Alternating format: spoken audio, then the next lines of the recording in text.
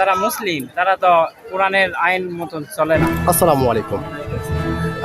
অসংখ্য ধন্যবাদ ভাইজান, আপনাকে অসংখ্য ধন্যবাদ যে আপনি কথা বলার সুযোগ করে দিলেন। তো ভাইজান, যেহেতু আপনি একজন সচেতন মানুষ এবং একজন সাহসী মানুষ, সেক্ষেত্রে এই বিষয়টি আপনার কাছ থেকে জানতে চাচ্ছি যে সারা বিশ্বের সমস্ত সচেতন মানুষের জানা হয়ে গেছে যে শুরু হয়ে গেল সেই তৃতীয় ভয়ানক বিশ্ব মরণ যুদ্ধ। তো ভাইজান, আসলে এই যে মরণ যুদ্ধটি হবে, এটা বিশ্লেষকরা বলছে এটা ধর্মীয় যুদ্ধে রূপান্তরিত হচ্ছে।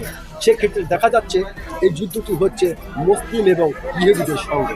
তো ভাইজান, আসলে এই যুদ্ধে বিজয়ের মুকুটটি কার মাথায় আসতে পারে আর পরাজয়ের বা কার ভাগ্যে বরণ করতে পারে? বর্তমান পরিস্থিতির কারণে মুসলিমেরা মার খেতে পারে, কিন্তু ভবিষ্যতে ইসলামেরই বিজয় হবে। জি জি জি। কিন্তু বর্তমান পরিস্থিতি মানে মুসলিম যারা মুসলিম তারা তো কোরআনের আইন মতন চলে না, চলছে না। জি জি জি না চলার কারণে জি। এই সমস্যা। এই সমস্যা। আর যদি কোরআনের আইন মতন চলতো তাহলে সারা বিশ্ব ইসলামের পায়তলে চলে যেত। কিন্তু একদিন বিজয় হবেই, আমি থাকি আর আপনি না থাকি কোনো সমস্যা নেই, কিন্তু হবে বিজয়। বিজয় হবে।